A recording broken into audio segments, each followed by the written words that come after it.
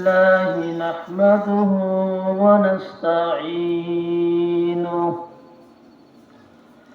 ونستغفره ونعوذ بالله من شرور أنفسنا ومن سيئات أعمالنا من يهده الله فلا مضل له ومن يضلله فلا هادي له وأشهد أن لا إله إلا الله وحده لا شريك له وأشهد أن سيدنا وسندنا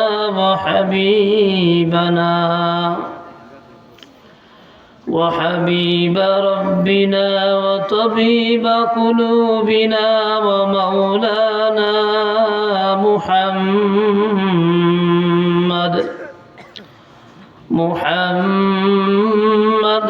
عبده ورسوله أما بعد فأعوذ بالله من الشيطان الرجيم بسم الله الرحمن الرحيم يا أيها الناس إن كنتم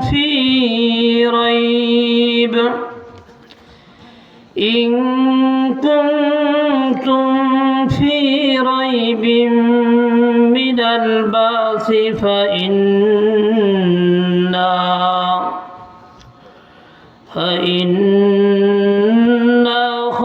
خلقناكم من تراب ثم من نطفة ثم من علقة ثم من مضغة مخلقة وغير مخلقة لنبين لكم ونقر في الأرحام ما نشاء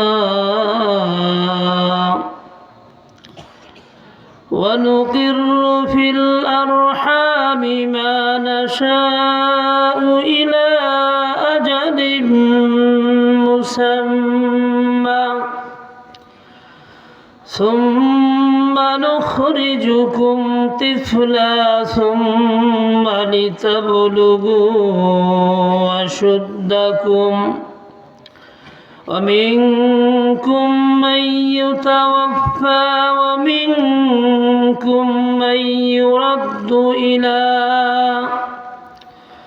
ومنكم من يرد إلى أرذل العمر لكي لا يعلم من بعد علم شيئا وترى الأرض هامدة فإذا أنزلنا عليها الماء اهتزت وربت وأنبتت من كل زوج بهيج ذلك بأن الله هو الحق وأنه يحيي الموتى وأنه على كل شيء قدير وأن الساعة آتية لا ريب فيها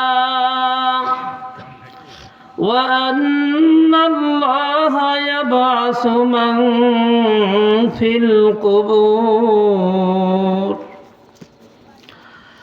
وقال رسول الله صلى الله عليه وسلم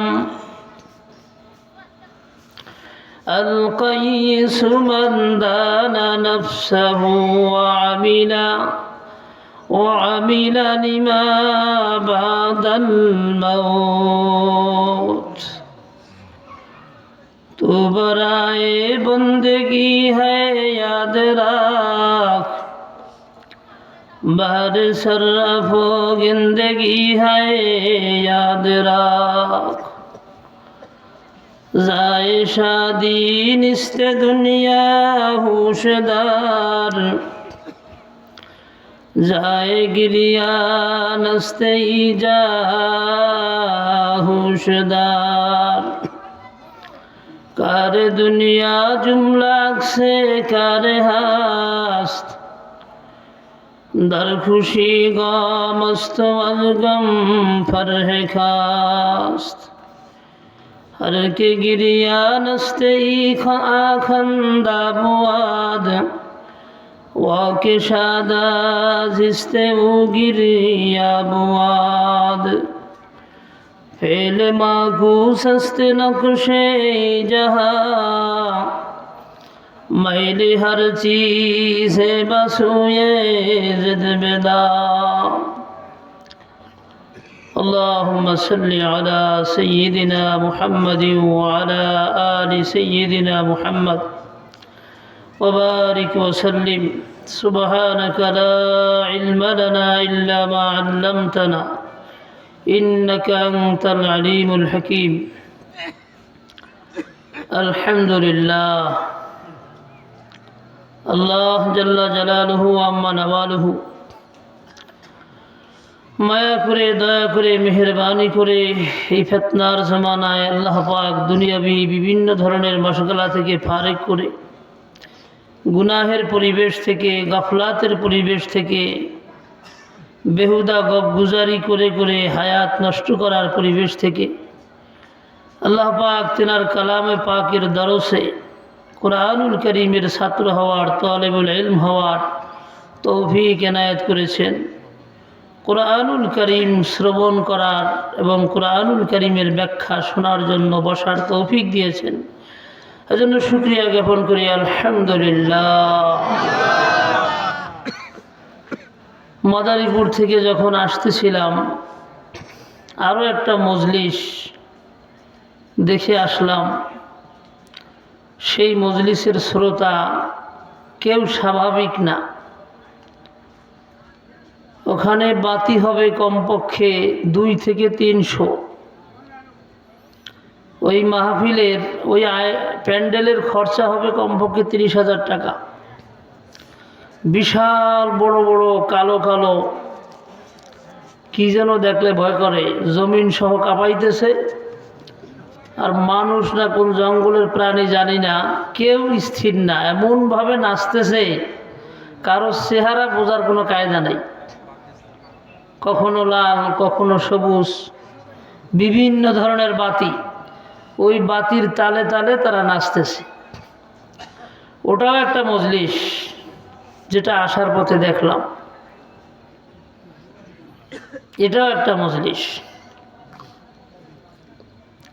তারাও ওই আয়োজন টাকা খরচ করেই করছে, দাওয়াত তারাও দিছে। ওখানেও কিছু মানুষ অংশগ্রহণ করছে। সেখানে কেউ নাচবে, তার তালে তালে বাকিরা নাচবে। আর এটাও একটা মজলিস, এখানে কোরআন পড়া হচ্ছে। আল্লাহর বান্দারা নরমাল চাটের উপরে বসে কিসের যেন আশায় এক ধ্যানে এক মনে খুব গুরুত্ব দিয়ে কোরআনুল কারীমের আলোচনা শুনবে। কি হবে? বক্তা তো কিছু টাকা পাবে, শ্রোতা কি পাবে? খিচুড়ির তো আয়োজন নাই মনে হয়, আছে? ও আছে বলে ইনশাআল্লাহ। যাক মাশাআল্লাহ। তা আপনারা কি খেজুরির লোভে আসছেন? আমার বিশ্বাস এই শীতের মধ্যে এক প্লেট খেজুরির লোভে এক এলাকা থেকে আর এক এলাকায় বুড়া মানুষটা আস্তে আস্তে হেঁটে গেছে, আমি বিশ্বাস করি না। والذين آمنوا أشد حبا لله, কোনো সন্দেহ নাই একমাত্র আল্লাহর ভালোবাসায় আসছে, ঠিক কিনা? আজ মোহাম্মদ নারে নূরে মিশাবাদ, বজ মোহাম্মদ দেবে হুরে মিশাবাদ, আজ মোহাম্মদ নারে নূরে মিশাবাদ, বজ মোহাম্মদ দেবে হুরে মিশাবাদ, আজ মোহাম্মদ তলখে শিরি মিশাবাদ, বজ মোহাম্মদ তলখে শিরি মিশাবাদ। মোহাব্বত এমন একটা জিনিস, মোহাব্বতের দ্বারা প্রিয় মানুষের হাত থেকে যদি তিতা জিনিসও দেওয়া হয় মিঠা লাগে। মোহাব্বতের দ্বারা আগুন জান্নাতের বাগান হয়ে যায়, তার জ্বলন্ত প্রমাণ ইব্রাহিম আলাইহিস সালাম। আজ মোহাব্বত সেজনে গুলশান মিশাবাদ, মোহাব্বতের দ্বারা জেলখানা বাসস্থান হয়ে যায়। অনেক আল্লাহর বান্দারা খুশি চিত্তে বছরকে বছর জেল খাটছে শুধুমাত্র আল্লাহর রাজির জন্য। অপরাধ একটাই, সে আল্লাহর কথা বলে, কোনো অভিযোগও ছিল না। চোখের সামনে বাবার লাশ চলে গেছে, মা মারা গেছে, সন্তান মারা গেছে, তারপরও জেলখানায় যুগের পর যুগ কাটায় দিয়া হাসে। কেমন কথা বলেন না কেন? হ্যাঁ, মোহাব্বতের টানে আল্লাহ আপনাদেরকে নিয়ে আসছে। এই আল্লাহ পাকের ভালোবাসা। কোনো কোনো মাহফিলে লাখো লোক জমা হয়, এক প্রান্ত থেকে আর এক প্রান্ত মানুষ ছুটে এই কোরআনের জন্য। আল্লাহর মোহাব্বত সবচেয়ে বড়। যত মুজাহিদান ইকরাম জীবন দিয়েছেন আল্লাহর জন্য, এই যে শাহাদাত বরণ করেন, শহীদ হয়ে যান হাসি মুখে, কোনো অভিযোগ নাই। কার জন্য? আল্লাহর জন্য। সাহাবীদের ভিতরে এক মা তার 4টি সন্তানকে ময়দানে জিহাদে সাজিয়ে পাঠিয়ে দিয়েছে। এক সন্তান শহীদ হয়েছে, আলহামদুলিল্লাহ, আর একজনকে পাঠিয়ে দিয়েছে। এইভাবে কয়জন? 4 জন। এই যে পৃথিবীর শুরু লগ্ন থেকে দ্বীনের জন্য কোরবানি করা, জান দেওয়া, মাল দেওয়া, সন্তানকে কোরবান করা, স্ত্রীকে বিধবা করা, ছোট বাচ্চাকে এতিম করা, কোনো কিছুর পরোয়া না করা, হক কথা বলতে গিয়ে সমাজ থেকে বহিষ্কার হওয়া, ইন্নী জাহিবুন ইলা রব্বি সায়াহদিন। ইব্রাহিম আলাইহিস সালাম যখন শিরকের বিরুদ্ধে কথা বললেন, স্বয়ং তার বাবা এলাকার লোক ডেকে নিয়ে আসছে সন্তানের বিরুদ্ধে। একটা পর্যায়ে এলাকা ছেড়ে চলে যাওয়া লাগছে। আল্লাহ পাকের মোহাব্বতে ইব্রাহিম আলাইহিস সালাম ইসমাইল আলাইহিস সালামের গলায় ছুরি চালিয়েছে। তিনি জানতেন না এই সন্তান যে কাটবে না, তিনি এটাই জানতেন কেটে যাবে, কিন্তু আল্লাহ যে পরীক্ষা নেবেন, কাটবেন না, এটা কে জানতেন? আল্লাহ। কিন্তু ছুরি চালাইছে কিনা? চালাইছে। রাসূল করিম সাল্লাল্লাহু আলাইহি ওয়াসাল্লামের কুরবানির কথা আর কি বল। মোহাব্বতের দ্বারা সিজনে গুলখান মিশাওয়া। মোহাব্বত ঈমানের অঙ্গ। ওয়াল্লাযীনা আমানু আশাদ্দু হুব্বান লিল্লাহ। বান্দা আল্লাহকে মোহাব্বত করবে ডাইরেক্ট, এই মোহাব্বতের যে কত মূল্য, সেটা হাসরের ময়দানের জন্য, সেটা দেখার জন্য হাসরের ময়দান পর্যন্ত অপেক্ষা করতে হবে। যখন বান্দার গুনাহ ক্ষমা করে আল্লাহ জান্নাতে প্রবেশ করাইবে, তখন দেখা যাবে আল্লাহ পাকের মোহাব্বতের বিনিময় কেমন হয়। এক হাদিসের মধ্যে এসেছে, আল্লাহকে নয় এক মানুষ আর এক মানুষকে আল্লাহর জন্য ভালোবাসে। কেন ভালোবাসে? আল্লাহর জন্য। একজন মানুষ আর একজন মানুষকে ভালোবাসছে, কিন্তু ভালোবাসাটা কার জন্য? আল্লাহ পাক আরশের নিচে এই দুই ব্যক্তিকে ছায়া দিবেন, মানে হলো ক্ষমা করে দিবেন। জাহান্নাম থেকে মুক্তি হয়ে যেতে পারে যদি এক মানুষ আর এক মানুষকে আল্লাহর জন্য ভালোবাসে। একজন বদকার নারী আল্লাহর জন্য একটা কুকুরের উপরে রহম খাইল। কুকুর পিপাসিত, তার দিল জ্বলছে, সে আল্লাহর সন্তুষ্টির জন্য কুকুরকে ভালোবাসছে। যদি না ভালোবাসতো এভাবে পানি খাওয়াইতো? আল্লাহ পাক তার এক নগণ্য একটা কুকুর, এরকম কুকুরের মোহাব্বতকে আল্লাহর জন্য হওয়ার কারণে জাহান্নাম থেকে মুক্তি দিয়ে জান্নাতের ফয়সালা করে দিলেন। অথচ মহিলাটি জাহান্নামী ছিল। তার যে পেশা, প্রতিনিয়ত যেই গুনায় সে লিপ্ত ছিল, সে তো জাহান্নামী হয়ে যাওয়ার কথা। কিন্তু আল্লাহর জন্য যদি মোহাব্বত হয়, এজন্য হাদিস শরীফের মধ্যে এসছে, মান আহাব্বা লিল্লাহ, যে সমস্ত ভালোবাসা আল্লাহর জন্যই করে। স্ত্রীকে ভালোবাসবো, ভালোবেসে আলিঙ্গন করব, এটা আল্লাহর জন্য হতে হবে। সন্তানকে ভালোবাসবো, আল্লাহর জন্য হতে হবে। হুজুরদেরকে ভালোবাসবো, আল্লাহর জন্য হতে হবে। ইমাম সাহেবকে ভালোবাসবো, এটা আল্লাহর জন্য হতে হবে। বিআইকে ভালোবাসবো, এটা আল্লাহর জন্য হতে হবে। প্রতিবেশীর ভালোবাসাটা আল্লাহর জন্য হতে হবে। এখন আসেন, আমরা নামাজ, রোজা, হজ, যাকাত এগুলাকে ইবাদত মনে করি, আর স্ত্রীর মোহাব্বত, সন্তানের মোহাব্বত, প্রতিবেশীর মোহাব্বত, এক মানুষ আর এক মানুষের মোহাব্বত, এটাকে আমরা অভ্যাস মনে করি। যে বিয়ে হয়েছে, এখন সে আমার স্ত্রী, মোহাব্বত তো হবেই। স্ত্রীর প্রতি স্বামীর মোহাব্বত, স্বামীর প্রতি স্ত্রীর মোহাব্বত হবে। এটা সৃষ্টিগত ব্যাপার। একটা সন্তান হয়েছে, লুলা হোক, খোরা হোক, কালো হোক, যেমনই হোক, মায়ের কলিজা ভরে যায় মোহাব্বতে, সবাই খুশি হয়ে যায়। সন্তানের চোখ নাই, তারপরও খুশি। কথা বলে, মিচমিচে কালো, তারপরও খুশি। মানে এটা সৃষ্টিগত মোহাব্বত, বাপ এবং সন্তানের মোহাব্বত, এটা সৃষ্টিগত মোহাব্বত। আমরা মনে করেছি এই মোহাব্বতগুলা ইবাদত না। নামাজ, রোজা, হজ, যাকাত এগুলা ইবাদত। আর মোহাব্বত যখন যাকে যেভাবে করা দরকার, আমার যেমনে মন চায় আমি সেভাবে করব। সেম রাগ করা, এটা আমার ব্যক্তিগত ব্যাপার, এটা অভ্যাস। কার সাথে কখন কিভাবে রাগ করব, এটা আমার ব্যাপার। এগুলো হয়েই থাকে। হঠাৎ করে বিয়ের উপরে খেপে গেলাম, সে মিষ্টি আনে নাই বলে। কথা বলেন, একজনকে 3টা ফোন দিছি, ধরে নাই।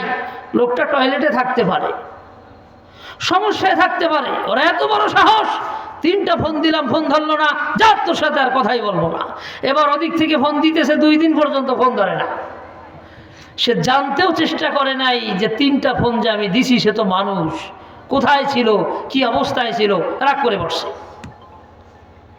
এই রাগ কি শরীয়ত সম্মত? কথা বলেন। তাহলে রাগ এটা মানুষের অভ্যাস, আদত, সৃষ্টিগত।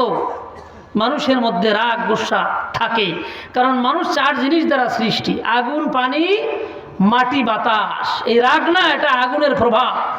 কিসের প্রভাব? দেখেন না, দিছে গালি, লাগাই দিছে চট, দিছে গালি, ঢুকাই দিছে ছুরি। আগুনের প্রভাব।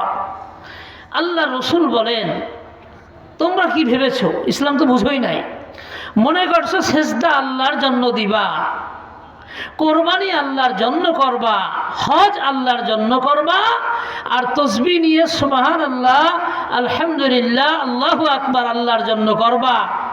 আর মোহাব্বত তোমার যেভাবে মন চায় সেভাবেই করবা। মোহাব্বতকে যে কোনো পাত্রে ব্যবহার করবা যেভাবে মন চায়, বা তোমার দিলের ভিতরে যেভাবে আসে।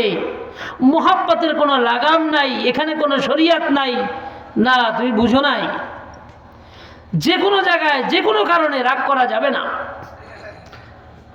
এই যে মজলিসের কথা বললাম, যেখানে গান হইতেছে, আমার সাথে চলতেছে এক লোক, তাকে ডেকে নিয়ে বলতেছে 2000 টাকা দেন। তো সে বলতেছে যদি মাহফিল হইতো 3000 দিতাম, গানের ব্যবস্থা করছো তো 1 টাকাও দিম না। আচ্ছা, আমি জানি যেই লোকটা টাকা চাইছে তা ভয়াবহ ছেলে, কোনো সময় সুযোগ পাইলেই এরে বাড়ে ফেলাইবে, কেন এ কথা বললো, অথচ সেও মুসলমান। তারা যদি বলি জান্নাতে যাবেন, সেও হাত উঠাইবে। বুঝেন নাই মনে হয়? আহা, দিনের বুঝ না থাকার কারণে এই যে এত মাহফিল আমরা করি আর আপনারা শোনেন, এই শীতকালে এত কষ্ট করে, উদ্দেশ্য কি? আল্লাহর কোরআন সত্য। ওয়াযাক্কির ফাইন্না যিকরা তানফাউল মুমিনিন। মানুষ বয়ান শোনে কিন্তু আমল করে না। সবার ঘরে তো আমি যায়া দেখি না। এই হাজার হাজার শত শত মানুষের মধ্যে কার অন্তরে কতটুকু পরিবর্তন আসে, কে কোন বয়ান থেকে কখন গুনাহ ছাড়ে, এ সব মানুষের খবর কি আমি নিছি? নেওয়া সম্ভব? ভাইয়েরা আমার, কোরআন সত্য। কেমন সত্য? যার মধ্যে সন্দেহের অবকাশ নাই। কোরআন বলছে যদি মুমিন হয় আলোচনায় তার ফায়দা হবেই। আমরা সেই বিশ্বাসেই আলোচনা করি। সবার না হলে কারো না কারো অবশ্যই হয়। আমি একবার শেরপুরে বলে বসলাম, শেরপুরে মাহফিলে গিয়ে বলছি আর বয়ান করব না, মানুষের আমলের পরিবর্তন দেখি না। তো মাহবুব নামে একটা ছেলে ব্যবসায়ী, শেরপুর শহরে বাস স্ট্যান্ডে হার্ডওয়ার্কের দোকান, বলতেছে হুজুর আপনার খবরই নাই বয়ানের দ্বারা কি লাভ হয়। আপনি যে জমি সংক্রান্ত বিষয় নিয়ে বয়ান করছেন, এক লোক তার বোনদের জমি মেরে দিয়েছে, শহরের জমি প্রায় 1 কোটি টাকার জমি, কেস করে জমি নিতে পারে নাই। আপনার বয়ান থেকে গিয়ে এই লোক বোনদেরকে ডেকে সব জমি বুঝিয়ে দিয়ে ক্ষমা চাইছে। তা আমি বললাম তাহলে তো এটা যদি কবুল হয় তো নাজাতের জন্য তো এক বয়ানই যথেষ্ট। তার মানে কোরআন সত্য, এই ব্যাপারে আমাদের কোনো সন্দেহ নাই। কোরআন বলছে আলোচনার দ্বারা ফায়দা হয় যদি মোমেন হয়। তা আমরা কি মোমেন না? আমরা আল্লাহকে না দেখে বিশ্বাস করি নাই? রাসূল সাল্লাল্লাহু আলাইহি ওয়াসাল্লাম যাকে দেখা সম্ভব তাকে আমরা না দেখে বিশ্বাস করি নাই? যদি বিশ্বাস না করি রাসূল সাল্লাল্লাহু আলাইহি ওয়াসাল্লামের টুপি কেন পড়েছি, পাগড়ি কেন পড়েছি, মেসওয়াক কেন করি, এই শীতের মধ্যে কেন ওযু করি, এগুলা প্রমাণ আমরা আখিরাত বিশ্বাস করি। সুতরাং মুমিনের সামনে কোরআনের আলোচনা হবে আর ফায়দা হবে না, এটা হতেই পারে না। ভাইয়েরা আমার, তাহলে একজন আরেকজনকে মোহাব্বত করবে, সেটা কার জন্য হতে হবে? আল্লাহর জন্য। এখন আল্লাহর জন্য কোন ভালোবাসা আর কোন গোসা আল্লাহর জন্য বুঝবেন কিভাবে? যেই জায়গায় ভালোবাসলে আল্লাহ রাজি হয়, খুশি হয়, দিনের উপকার হয়, তাকে বলে আল্লাহর ভালোবাসা। আমি রাস্তা দিয়ে যাইতেছি, হঠাৎ করে যুবক মানুষ এক যুবতী মেয়েকে দেখে মোহাব্বত লেগে গেছে। এবার ভালোবাসা শুরু করলাম, এমন ভালোবাসা খাবার দাবার সব ছেড়ে দিছি। বুঝেন না মনে হয়? কাকে বলে আসে, এবার গোসলও করে না, খায়ও না, বেজার হয়ে বসে রয়েছে। কেমন? ওই জঙ্গলের ভিতরে বসে রয়েছে। বাবা মা বুঝতে পারে না ঘটনা কি, ছেলে এমন করে কা। হঠাৎ করে একদিন বলে বসলো ওই মেয়েকে যদি আইনা না দাও পড়ালেখা করবো না। কথা বলেন, একমাত্র খালেস আল্লাহর ভালোবাসায় না শয়তানের ধোঁকায়? হ্যাঁ, এই ভালোবাসা জাহান্নামে নিয়ে যাবে। এই ভালোবাসা হাজারো যুবকের জীবন নষ্ট করেছে। অনেক ভালো মেধাবী ছেলেকে পড়ালেখা থেকে বঞ্চিত করে গাঞ্জুটি বানাইছে এই ভালোবাসায়। ওই মহিলার দিক তো তাকানোই জায়েজ নাই। একটা নজর যদি পড়ে যায়, নজর নিচের দিকে রেখে লা হাওলা পড়তে হবে, আল্লাহর কাছে তৌফিক চাইতে হবে যাতে দ্বিতীয়বার আর নজর না পড়ে। এমনি ভাবে একজন মেয়ে যুবতী, সে রাস্তা দিয়ে হাঁটতেছে, হঠাৎ করে দেখলো সুন্দর চেহারার একেবারে লম্বা চূড়া সুঠাম দেহ একটা যুবক, ভালোবাসায় পড়ে গেল। এখন মেয়ের খাওয়াও নাই, ঘুমও নাই। এই ভালোবাসা না, এগুলো হলো বিপদের বাসা। এগুলো কি? বিপদের বাসা। যুবক তুমি সুন্দর, মাশাআল্লাহ, একজন যুবতীকে সামলাও, বিয়ে করো। বিয়ে করার পরে মোহাব্বতের সহিত তাকে যদি ফোন দাও, এই হ্যালো বললেও সওয়াব হবে। কথা বলেন না কেন? আর যা কিছু করবা সব কিছু সওয়াব হবে। তার সাজনী কুজনীর জন্য যদি টাকা খরচ করো, প্রতিটা টাকার বিনিময়ে সওয়াব হবে। সেম ওই মোহাব্বতটা কার জন্য? রাসূল সাল্লাল্লাহু আলাইহি ওয়াসাল্লাম বলছেন, হে যুবকরা, হে আমার সাহাবীরা, তোমরা যখন সফর করে বিভিন্ন জায়গার থেকে ময়লা দিয়ে শরীরকে ময়লাযুক্ত করে এলোমেলো চুল নিয়ে আসো, হুট করে বাসার মধ্যে ঢুকিও না। মসজিদে নববীর আশেপাশে এসে গোসল করো, সুন্দর করে সেজে। যদি খুব ভোর রাত্রে আসো তো ভোর রাত্রে বাসার ভিতরে ঢুকিও না, অন্য কোথাও অবস্থান করো। এরপরে গোসল করো, নিজে পরিপাটি হও, এমন একটা ভেষ নিয়ে পোশাক নিয়ে বিবির কাছে যাও, বিবি জানি তোমাকে দেখলে আকৃষ্ট হয়।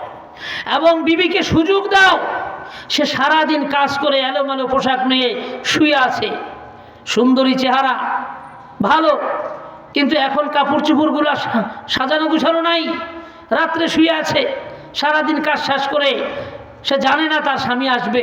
হঠাৎ করে তুমি উঠলা, যা দেখলা তোমার বিবিকে পাগল ছাগলের মতো দেখা যায়। বিবির প্রতি তোমার মহব্বত কমে যাবে। আগের থেকে জানায়া দাও আমি আসতেছি, তাকে সাজার সুযোগ দাও। এগুলো হাদিসে এসেছে। অর্থ কি? অর্থ হলো একজন যুবক সে সাজবে, সাজার মতো সাজবে। কার জন্য? তার বিবির জন্য। বিবি সাজবে হুরের মতো, কার জন্য? তার স্বামীর জন্য। আমার স্বামীর নজর যাতে অন্য কোনো দিকে না পড়ে, এই নিয়ত করে একটা মেয়ে যদি 1 ঘন্টা সাজে, 1 ঘন্টা সেজদায় থাকলে যেই সওয়াব হবে, তার থেকে বেশি সওয়াব হবে যদি তার নিয়ত থাকে স্বামীকে সেভ করা। রাসূল সাল্লাল্লাহু আলাইহি ওয়াসাল্লাম বলেন, আমার বিবিরা এশার নামাজের পরে সিরিয়াল দিয়ে সাজা শুরু করে।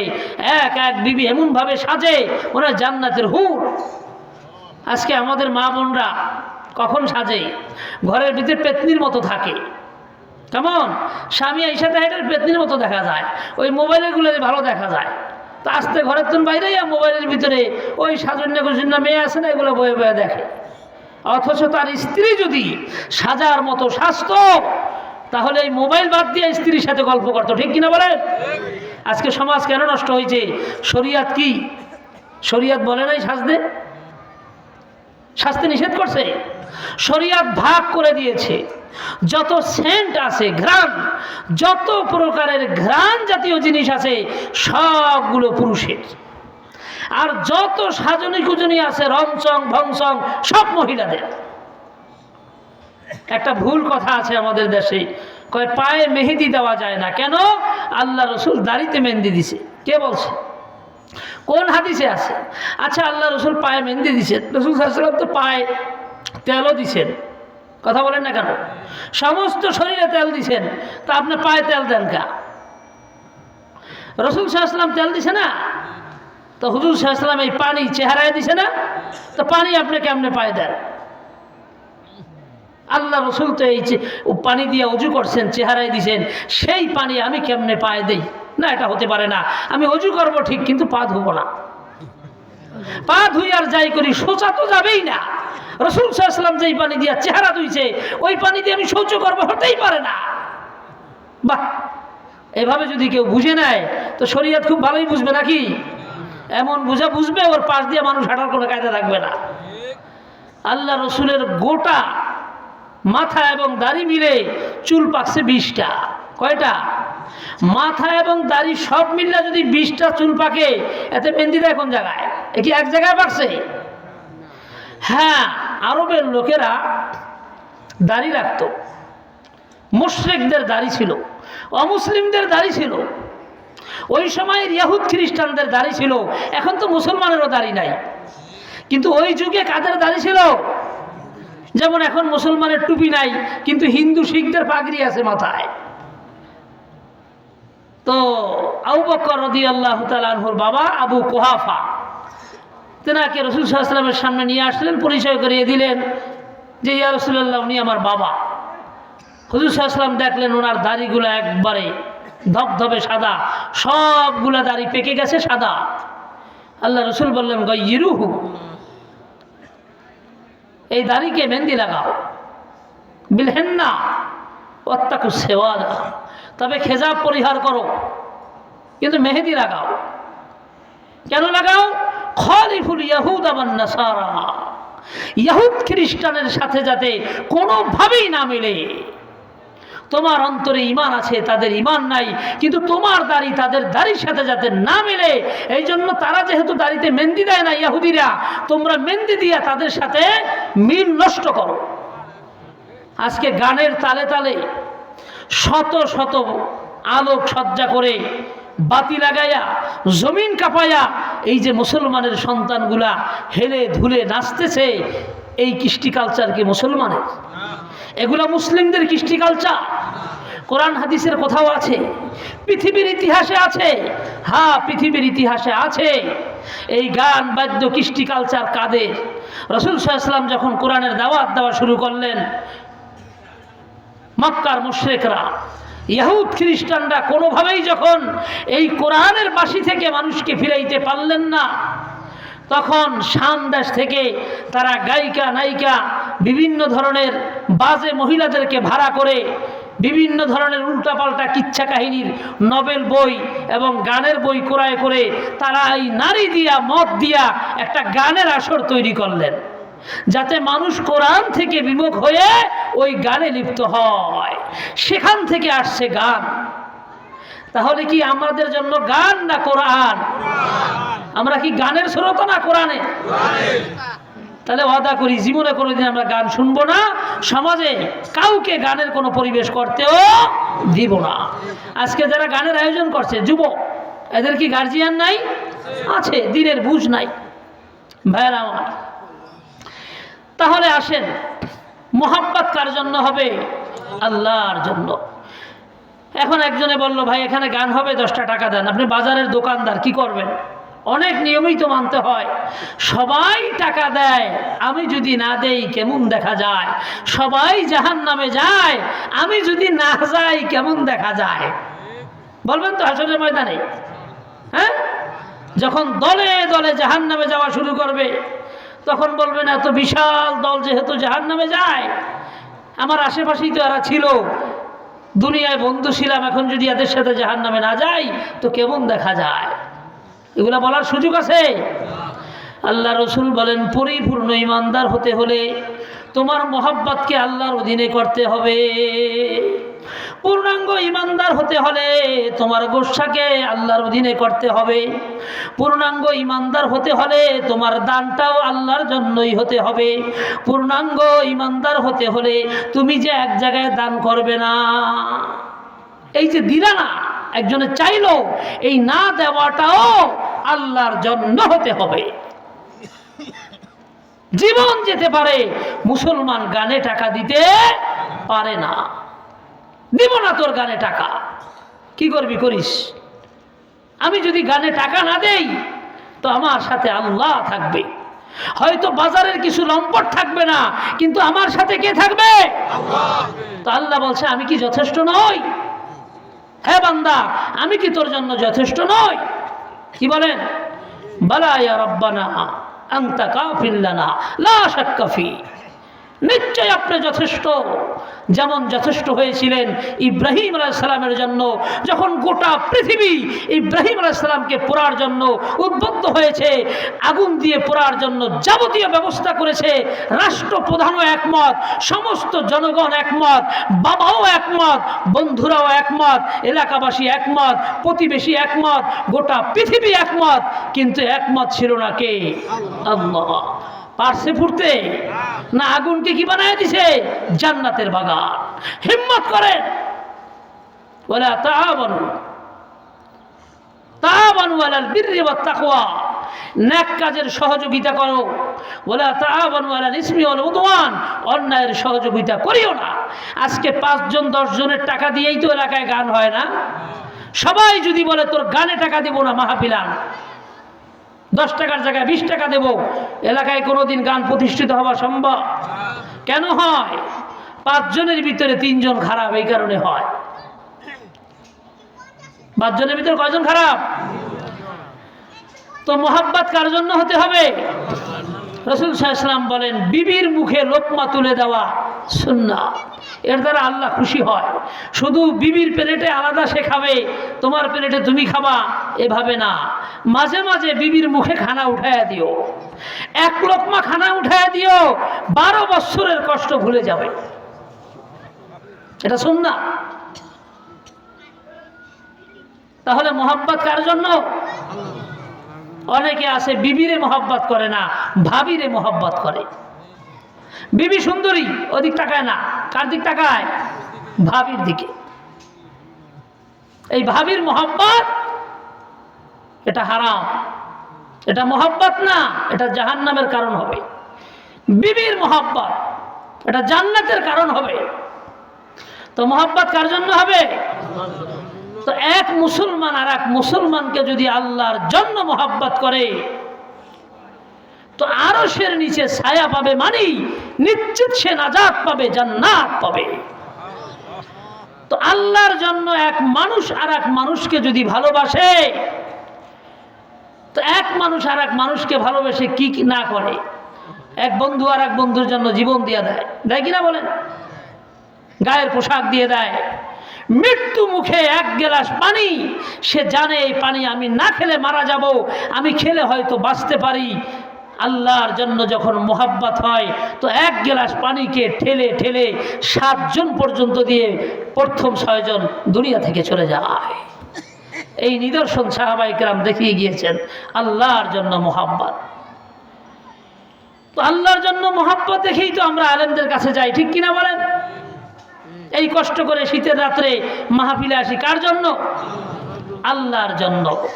আর বান্দা যদি আল্লাহর মোহাব্বতে পড়ে যায়, মাঝখানে কোনো পর্দা নাই, বান্দা যাকে আল্লাহ সৃষ্টি করেছে এক ফোঁটা নাপাক পানি দিয়ে, এই বান্দা যদি আল্লাহকে চিনে ফেলে আর আল্লাহর মোহাব্বতে সে পাগল হয়, আল্লাহ কোরআনে বলে ওয়াল্লাযীনা আমানু আশাদ্দু হুব্বাল লিল্লাহ, আমার মোহাব্বতের থেকে কড়া মোহাব্বত, কঠিন মোহাব্বত, দৃঢ় মোহাব্বত পৃথিবীতে আর কিছু হতে পারে না।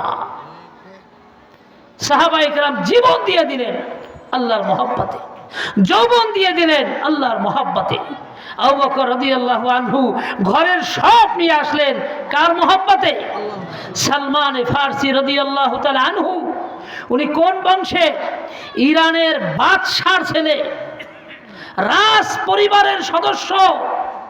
এগুলা ছেড়ে বারবার গোলাম হয়ে একের পর এক বিক্রি হইতেছেন আর মদিনার দিকে আগাইতেছেন।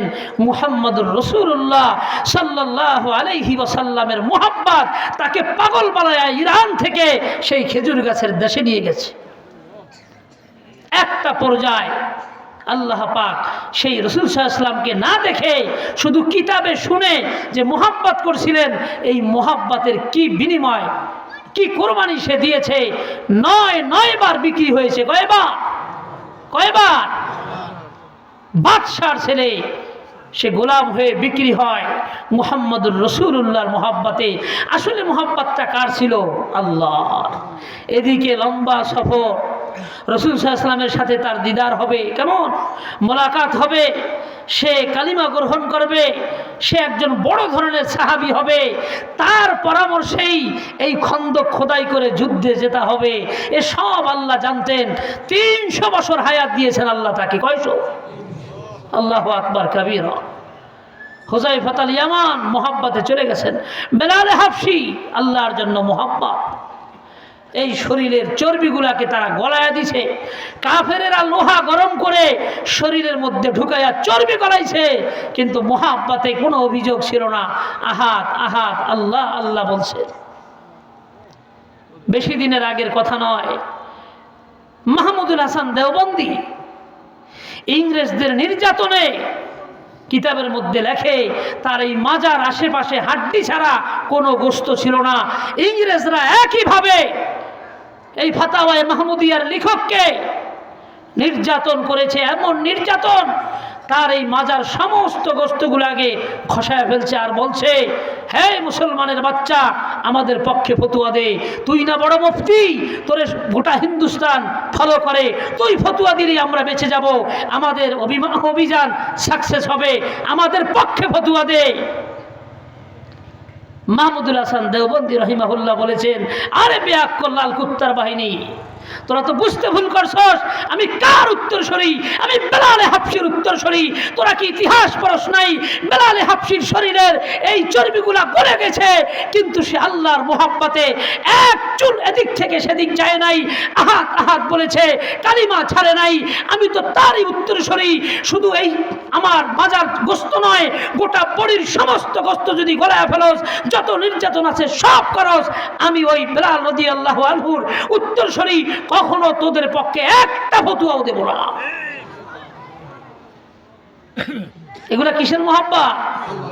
আল্লাহর মোহাব্বত। তো আল্লাহ রসুল বলেন, মোহাব্বতকে আল্লাহর জন্য করো। কার জন্য করো?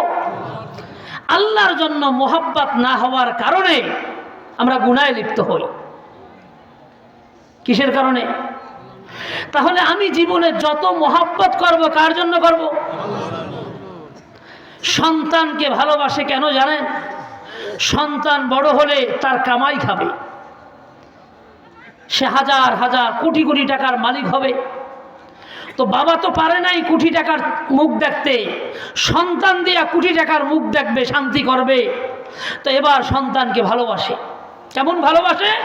সন্তানের বয়স 15 বছর, 12 বছরে নামাজ ফরজ হয়েছে, ফজরের নামাজ নিজে পড়তে যায়, সন্তানকে ডাকে না। ওই স্টুডেন্ট, বাবার ভালোবাসা না, ওর শরীর নষ্ট হবে, পড়ালেখায় বিঘ্ন ঘটবে, আগামী মাসে ওর পরীক্ষা, ওর ডাক দিও না, শুয়ে থাক।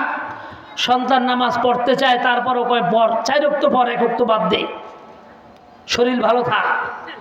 এই যে সন্তানকে মোহাব্বত করতেছে, কার জন্য? আল্লাহর জন্য না, কামাই খাওয়ার জন্য।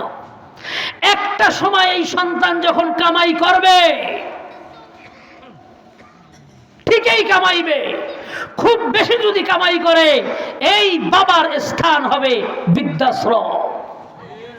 আর যদি মাঝারি কামাই করে, আলেম ওলামার পাশ দিয়া চলে, তো বউ নিয়ে আরামেই থাকবে, মাঝে মাঝে টাকা বাড়াইবে। আল্লাহ পাক এই অবৈধ মোহাব্বতের কারণে যে সন্তান আল্লাহ দিয়েছে, আর মোহাব্বত করতে বলছে আল্লাহর জন্য, লালন পালন করতে বলছে আল্লাহর বিধান অনুযায়ী, সে এটা করে নাই। সে আল্লাহর হুকুম ভঙ্গ করে দুনিয়াবি স্বার্থ হাসিল করার জন্য সন্তানকে মোহাব্বত করেছে। একটা সময় আসবে, খাতা মুরা দিয়া ফোপায়া ফোপায়া এই সন্তানের জন্য চোখের পানি ফেলাইবে, সমাজে কারো কাছে বলতেও পারবে না। এভাবে তার কলিজা জ্বলে পুড়ে ছাই হয়ে দুনিয়ার থেকে যাবে। কেন? আল্লাহর জন্য মোহাব্বত ছিল না। এ কারণে স্ত্রীকে মোহাব্বত করে, আল্লাহর জন্য নয়। স্ত্রীকে মোহাব্বত করে কেন? মনের খাহেশের জন্য। বিবিকে সাজাইয়া হুন্ডার পিছনে নিয়া পুরো এলাকা ঘুরাইতেছে, বিবি যা বলে তাই শোনে। বিবি বলছে, তোমার এই দাড়িগুলা খোঁচা খোঁচা কেমন জানি লাগে, তোমার তো বয়স হয় না, একটু ভালো করে ছেঁচে আসো না, আমার সাথে তো তোমার যায় না, মানায় না তো। আচ্ছা তাই নাকি? কয় তুমি যদি দাড়ি ছাঁচো স্মার্ট দেখা যাবে। তোমার এখন তো মনে হয় 30 বছর, দাড়ি ছাঁচলে তোমাকে একেবারে 18 বছরের যুবক মনে হবে। পরের দিনে একবারে সাইচ্চা চলে আসছে যুবক হয়ে। কার ভালোবাসা? কার জন্য ভালোবাসা? এই যে বিবিকে ভালোবাসলো, এটা কি আল্লাহর জন্য? আল্লাহর জন্য যদি হইতো তো সেই পাকিস্তানের যুবকের মতো হইতো। এক যুবক, সে একটা মেয়েকে দেখছে, বিয়েও ঠিক হয়ে গেছে, ওই সময় তার দাড়ি ছিল না। তো এখন বলছে ফাইনালি বিয়ে হবে 3 মাস পরে। সে এর মাঝে চিল্লায় চলে গেছে। চিল্লায় যাওয়ার পরে তার বুঝ আসছে দাড়ি রাখতে হবে। রাসূল সাল্লাল্লাহু আলাইহি ওয়াসাল্লামের সুন্নাত, হাসুরের ময়দানে যদি দাড়ি না রাখি, আমার সাথে কোনো নবী, কোনো ওলি, কোনো আলেম ওলামা, মুহাদ্দিস, ফুকাহা, সাহাবী কারো সাথে মিল থাকবে না। আমার মিল হয়ে যাবে ডব্লিউ বুশের সাথে। যত কাফের মুশরিক তাদের সাথে আমার ফেস মিলবে। তো হাদিসের মধ্যে আসছে, যার সাথে যার মিল হবে সে তার পাশে যায় দাঁড়াইবে। আমি রাসূলুল্লাহর পাশে দাঁড়াইতে পারবো না যদি দাড়ি না থাকে। এই কথা যখন যুবকের বুঝে আসছে, উনি দাড়ি নিয়ে চলে আসছে। এবার মেয়ে পক্ষ বলছে, কয় আমরা ওই ছেলে চাই যেই ছেলের সাথে 3 মাস আগে বিয়ের কথা হয়েছিল, ওই ছেলে চাই। মুসলমান তো অতটা বলতেও পারে না যে দাড়ি ছাইছে আসো, ইশারা দিয়ে বলছে ওই ছেলে চাই যেই ছেলের সাথে কথা হয়েছিল, এই ছেলেকে তো আমরা চিনি না। কেন চিনে না? দাড়ি রাখছে তাই। কিন্তু সমাজের মানুষ রাখে দাড়ি, এজন্য রাখে নাই, সে বুঝে শুনে দাড়ি রেখেছে। এবার বিয়ের একেবারে ফাইনাল দিন, খানা দানা সব পাক হয়ে গেছে, সব কিছু ওকে, পরিষ্কার জানায়া দিছে মেয়ে পক্ষ যে আমরা এই অবস্থায় আমার এই মেয়েকে এই ছেলের কাছে দিতে পারি না। ছেলে হেসে দিয়ে বলেছে কি করতে হবে? তো মেয়ে পক্ষ একজন রাগ হয়ে বলছে খুর ধরতে হবে। কি ধরতে হবে? খুর। কোথায় ধরবে? দাড়িতে।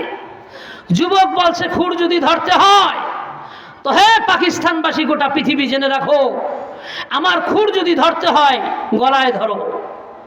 রাসূল সাল্লাল্লাহু আলাইহি ওয়াসাল্লামের সাথে আমার চেহারা মিলে গেছে, একটা চুল কাটার ক্ষমতা পৃথিবীর কারো নাই। এইরকম শত বিবি যদি চলে যায়, শত বিয়ে ভেঙে যেতে পারে, খুর যদি লাগে গলায় লাগতে পারে, দাড়িতে লাগবে না।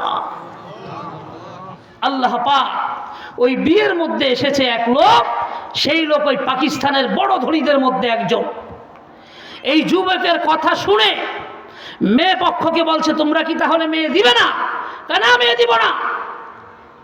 ওই লোক দাঁড়ায় বলল আমার একটা মেয়ে আছে, আমার এলাকা জানে আমার মেয়ে কত সুন্দরী, এবং আমি কোন বংশের এবং কোন কোন কোম্পানির মালিক, আমি কত টাকার মালিক এটাও পাকিস্তানবাসী জানে।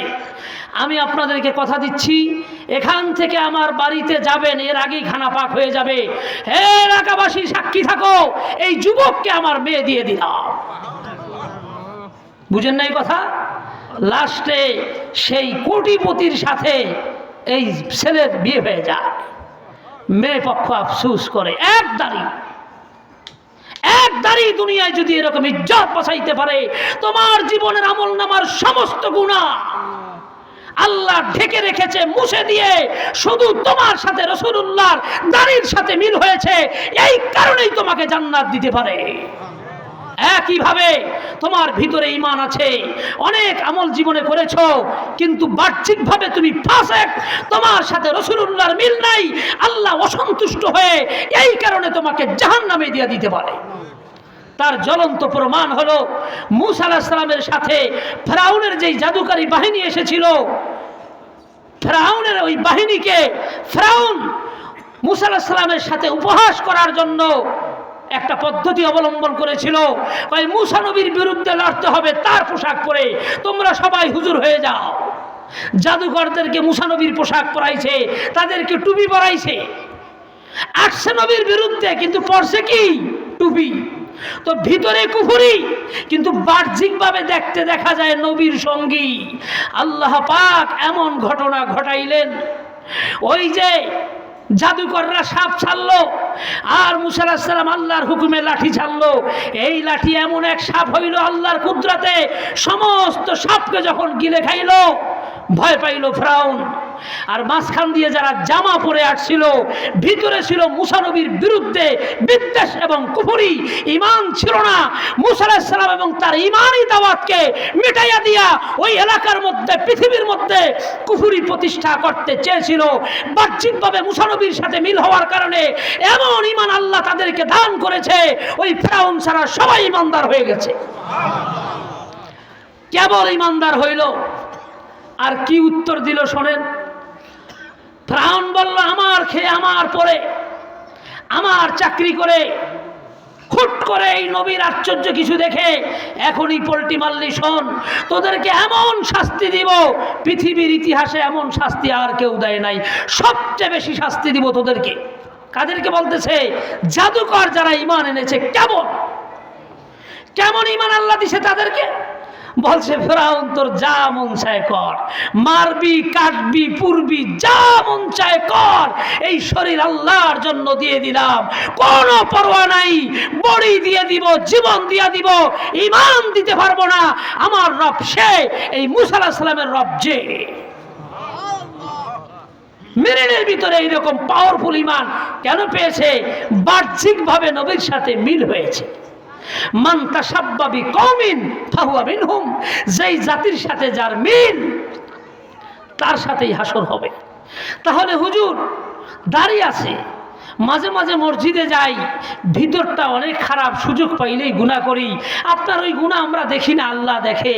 আমরা দেখি আপনি নামাজ পড়েন, আমরা দেখি আপনার দাঁড়িয়ে আছে, আমরা জানি আপনি মুসলমান। আল্লাহ আপনার ঢেকে রাখা গুনাহগুলাকে মাফ করে দিয়ে এই যে মুসল্লিদের সাথে আসা যাওয়া করেন, এই যে মাহফিলে যান, উলামাদের মজলিসে যান, এই বাহ্যিক এটার উপরে ফয়সালা করে আল্লাহ মাফ করে দিতে পারে। আল্লাহ মাফ করে দেনও বটে। বুখারী শরীফে হাদিস আসছে, 3 ব্যক্তি বয়ান শুনতে আসছে, বয়ান হইতেছে, একজন রাস্তা দিয়ে চলে গেছে, আর 2 জন লোক আসছে বয়ানের মজলিসে বসছে। একজনের মনের ভিতরে বয়ান শোনার নিয়ত ছিল না সত্যিকার অর্থে, আর একজন বয়ান শোনার নিয়ত করে বসছে। তাহলে 2 জনের দিলের ভিতরে পার্থক্য আছে কিনা বলেন? একজন বয়ান শোনার জন্যই আসছে, আর একজন এমনি আইসা বসে গেছে। হাদিসটা বুখারীতেও আছে, মুসলিমও আছে। আল্লাহ রাসূল সাল্লাল্লাহু আলাইহি ওয়াসাল্লামকে জানায়া দিয়েছেন, আমার যেই বান্দার অন্তরে বয়ান শোনার নিয়ত নাই কিন্তু বয়ানে বসা, আমি তাকেও মাফ করে দিছি। তাহলে বাহ্যিক এই দলের অন্তর্ভুক্ত হওয়ার কারণে ক্ষমা পাইছে কিনা বলেন? তো লা ইয়াশকা জালিসুহুম, হুজুর আমার গান শোনার নিয়ত থাকে না, কিন্তু মাঝে মাঝে দেখি ওরা কেমনে নাচে, এই জন্য একটু যাই। আসলে গান পছন্দ করি না, গান শুনিও না, এগুলো পছন্দ করি না। এখন গান এলাকায় আসছে, একটু দেখি কি অবস্থা। আপনি যখন যাইয়া পাশে খাড়াইছেন, ওই মজলিসটা একটু রৌনক হয়েছে কিনা কথা বলেন? মজলিসের সৌন্দর্যটা বাড়ছে কিনা? বাস আপনার যা পাওয়ার ওর মধ্যেই পাওয়া গেছে। লা তাকরাবু জিনা, ওর কাছেও যাওয়া যাবে না, কাছেও যাওয়া যাবে না, দেখতেও যাওয়া যাবে না। কওমে লূত, যেই কওমকে আল্লাহ ধ্বংস করেছে, সাহাবায়ে কেরামের এক জামাত ওই ধ্বংসাক্ত এলাকার উপর দিয়ে যাবে। সে ধ্বংস হয়েছে কত বছর আগে, 1000 বছর আগের কথা, বুঝেন নাই মনে হয়। কিন্তু সেই ধ্বংসাক্ত এলাকা, যেই এলাকার উপরে আল্লাহর গুসা নাজিল হয়েছিল এক সময়, সেই এলাকা দিয়ে যখন রওনা দিছে, সাহাবীদের আমির বলতেছে, ঘোড়াকে দ্রুত চালাও, দ্রুত চালাও, যতদূর সম্ভব দৌড়ের উপরে থেকে এলাকা ছাড়ো। কয় কেন? কয় এই এলাকার উপরে খোদার গুসা নাজিল হয়েছিল, যেই এলাকায় গান বাদ্য হয়, এই গান বাদ্য কই থেকে এসেছে? কোরআনকে বন্ধ করার জন্য, কোরআনের আওয়াজকে স্তব্ধ করার জন্য, কোরআনের মিশনকে বন্ধ করার জন্য, পৃথিবীর মানুষ যাতে কোরআন শুনতে না পারে, ইবলিস শয়তান এই গান আবিষ্কার করছে। আউয়ালু মান তাকান্না ইবলিস, এই কোরআনের সূচনা যেমন আল্লাহ করেছেন জিবরাইলের মারফতে মানুষকে হেদায়াত দেওয়ার জন্য, কোরআনের যুগে যুগে কোরআনের আওয়াজকে স্তব্ধ করে মানুষকে হেদায়াতের রাস্তা থেকে গোমরা করে জাহান্নামে নেওয়ার জন্য সর্বপ্রথম গানের বাঁশিতে ফু দিয়েছে ইবলিস শয়তান। সুতরাং এট এ টাইম মাদারীপুরে মজলিস চলতেছে, এটাও মজলিস। পার্থক্য কতটুক? 1 হাত 2 হাত না আসমান জমি? পার্থক্য জান্নাতি আর জাহান্নামী। পার্থক্য কি বলেন? জান্নাতি আর জাহান্নামী। আজকে এত ভালোবাসা আমাদের, কেমন? সুদখোর, তার সাথে আমাদের বন্ধুত্ব, জানে লোকটা সুদ খায়, বন্ধুত্ব ছাড়তে পারে না। কারণ ছোটবেলার বন্ধু একটু সুদ খায়, তাতে কি হয়েছে? তাই বলে বন্ধু ছেড়ে দিব? আরে যে যা কয় কোক, এই চা অর্ডার দাও, আসো দোস্ত খাই চা। সুদখোরের চা খাইতেছে, জানে সুদখোর। আর মসজিদের ভিতরে মুনাফিক যে কি করে? অনাশকুরুকা ওয়ালা নাকফুরুকা ওয়া নাখলাউ ওয়া নাতরুকু মান ইয়াফজুরুকা, প্রতিদিন ওয়াদা করে, আল্লাহ তোমার নাফরমানের সাথে আমার বয়কটের সম্পর্ক, যারা তোমার নাফরমানি করে তাদের সাথে আমার কোনো সম্পর্ক নাই। অথচ একই প্লেটে খায়, এক বিছনায় ঘুমায়, এক গাড়িতে চলে, কথা বলেন। আর সময়ের আগে তার মোবাইল নম্বরটা তারে বানাইছে বন্ধু। সে আল্লাহর দুশমন, তারে বানাইছে কি? বন্ধু। তো ভালোবাসা কার জন্য? এত ভালোবাসা, এই ভালোবাসা জাহান্নামে নিবে। কিছু কিছু ভালোবাসা মানুষকে জাহান্নামে নিবে। আজকে যারা আল্লাহর বিরুদ্ধে, যেই সমস্ত লোক আল্লাহর বিরুদ্ধে অবস্থান নিয়েছে, তাদেরকে যারা সাপোর্ট করেছে, করবে, হাসরের ময়দানে এই ভালোবাসা উভয় দলকে জাহান্নামে নিবে। এই কর্মীরা বলবে তোমাদেরকে ভালোবেসে আজকে আমরা জাহান্নামী হয়েছি। নেতারা বলবে কে বলেছিল ভালোবাসতে বেটা, ভালোবাসছিলি টাকার লোভে, এটা দুনিয়ায় পাইছো, আজকে কপাল তোকেও খারাপ, কপাল আমাকেও খারাপ। তখন বলবে আহ ইয়া লাইতানি ইত্তাখাযতু মা'আর রাসূলি সাবিলা, আরে এমন একটা লোকের যদি বন্ধু বানাইতাম যে আখিরাত বুঝে, এমন একটা লোককে যদি মোহাব্বত করতাম যেই মোহাব্বতটা আল্লাহর জন্য হইতো। আজকে মোহাব্বত আল্লাহর জন্য না হওয়ার কারণে অনেক অপরাধে আমরা জড়িত হয়ে যাই। বিয়ে বাড়িতে আমি মিষ্টি নিব কার জন্য? বিয়ের জন্য, তাহলে গন্ডগোল বাঁচবে। এক বাড়িতে গেলে কিছু নিয়ে যাওয়া সুন্নাত, মেহমান আসলে তাকে মেহমানদারি করা ইমানই দায়িত্ব। শুধু দায়িত্ব না, আল্লাহ রসুল বলেন ওই ব্যক্তির উপরে খোদার লানত যে মেহমান দেখলে কপালে ভাঁজ পড়ে। আছে না কপাল পরে এরকম? আছে। 3 রাস্তার মোড়ে মেহমানের সাথে দেখা হয়েছে, কয় যা বলার বলেন, আমি এই দিক যাবো, বাড়িতে যাইবে না। মানে মেহমানরা এখান থেকে আগাইয়া নিয়া আবার মেহমান আইছে রমজানে, বুঝছেন? এই রমজানে মেহমানরা বিদায় দিয়া কইতেছে এমন করেন কে, আইতে পারেন না, সুযোগ যদি না পান আগামী রমজানে আইসেন। তো কবে যাইতে কইছে? এই বেটার মন চাইলেও যাইতে পারবে। আগামী রমজান 1 বছর পিছাইয়া দিছে, দাওয়াত দিয়া দিছে। মান কানা ইউমিনু বিল্লাহি ওয়া রাসূলিহি ফালইউকরিম যায়ফা।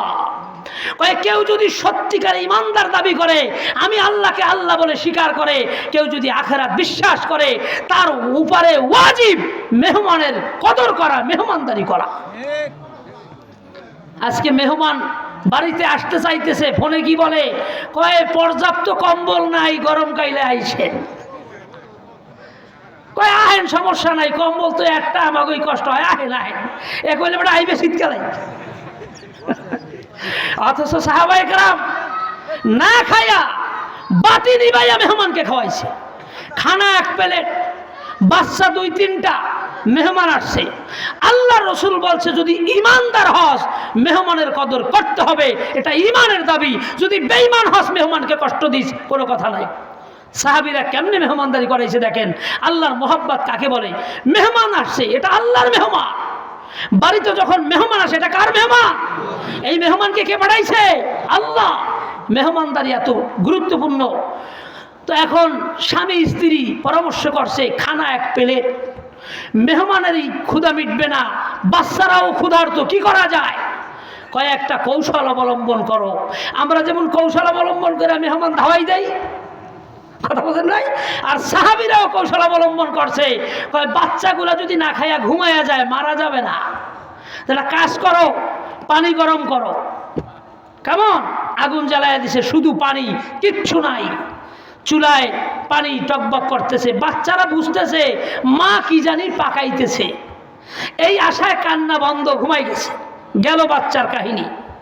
এবার স্বামী স্ত্রী, কেমন? স্ত্রী তো পর্দায়, স্বামী সে হলো মেজবান, আসছে মেহমান।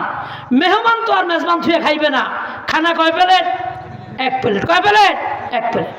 এবার স্ত্রীকে বলছে যখন খাইতে বসবো তো মেহমান তো চেষ্টা করবে আমারে খাওয়াইতে, আমি চেষ্টা করবো মেজবানকে খাওয়াইতে। তোমার কাজ কি? তোমার কাজ হলো বাতি বন্ধ করে দিবা। ওই তো কারেন্ট ছিল না, বুঝেন নাই? তো সে ওই বাতি ঠিক করার বাহানায় ফু দিয়া বাতি দিছে নিবাইয়া। এখন আন্দার, কেমন?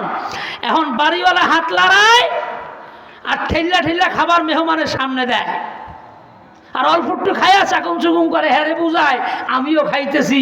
বাতি জ্বালায়া দেখে মেহমানের পেট ধরছে। কার জন্য ছিল মোহাব্বত? কথা বলেন না কেন?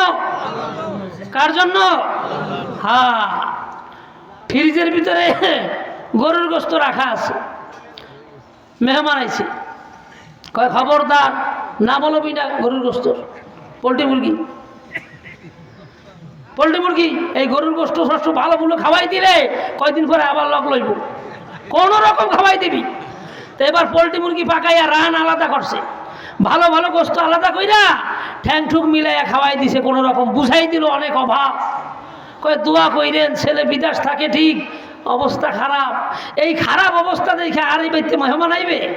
হ্যাঁ। এখন আসেন, বিয়ের বাড়িতে মিষ্টি নিবেন কার জন্য? আমরা কার জন্য নেই? আমরা মিষ্টি নেই বিয়েকে খুশি করার জন্য, আশেপাশের মানুষকে দেখানোর জন্য যে আত্মীয়টা এমন জায়গায় হয়েছে 5 কেজি মিষ্টি ছাড়া আসে না, বংশীয় লোকের কাছেই মেয়েটা বিয়া দিছে। এই নিয়ত কইরাই মিষ্টিটা কেনে কিনা।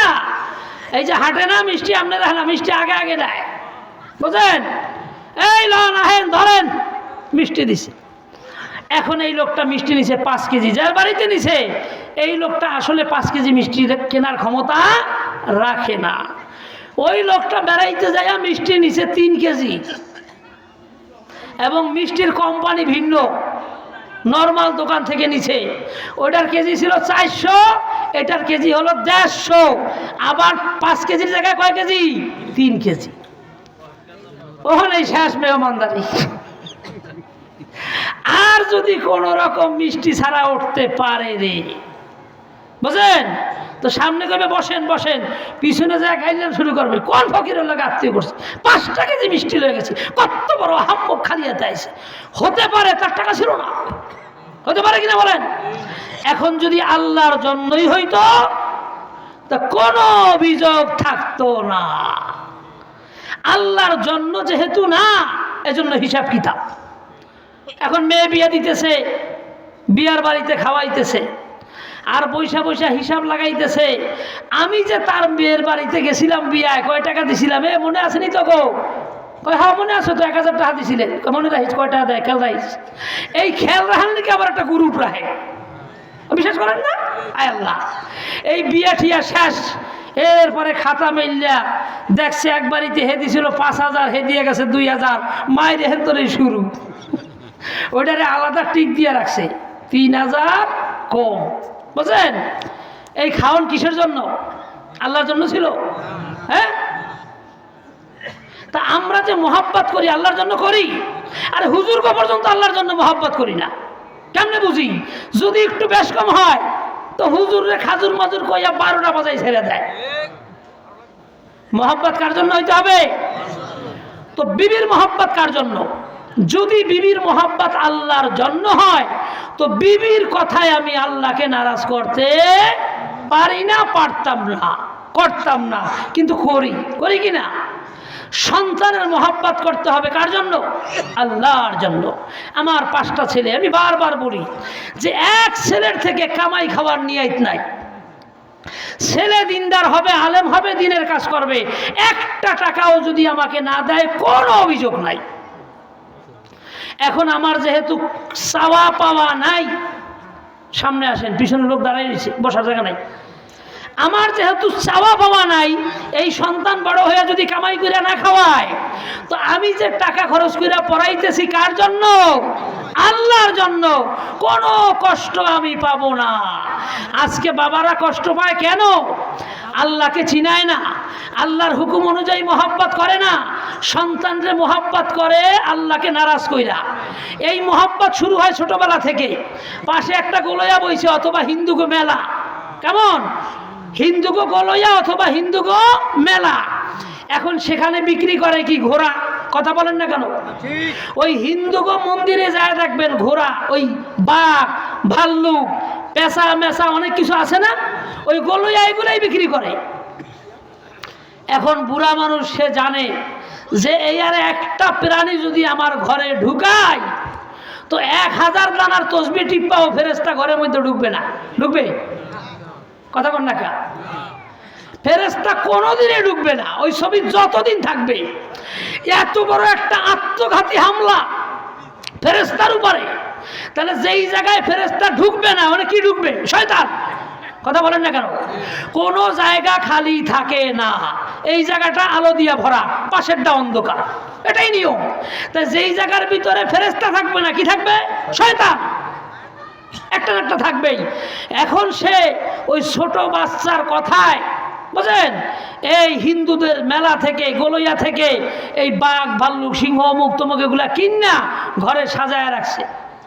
সুখেজের উপরে মেইন জায়গায় দরজা দিয়ে ঢুইকা যেখানে ঘুমায়, ওই একেবারে ঘুমায় যেখানে মারা যাইতে পারে কিন্তু এখানে মরতারে না, ঠিক এর পাশেই বাঘ ভাল্লুক থুইয়া দিছে, ফেরেশতা যাতে কোনোভাবে ঘরে ঢুকতে না পারে।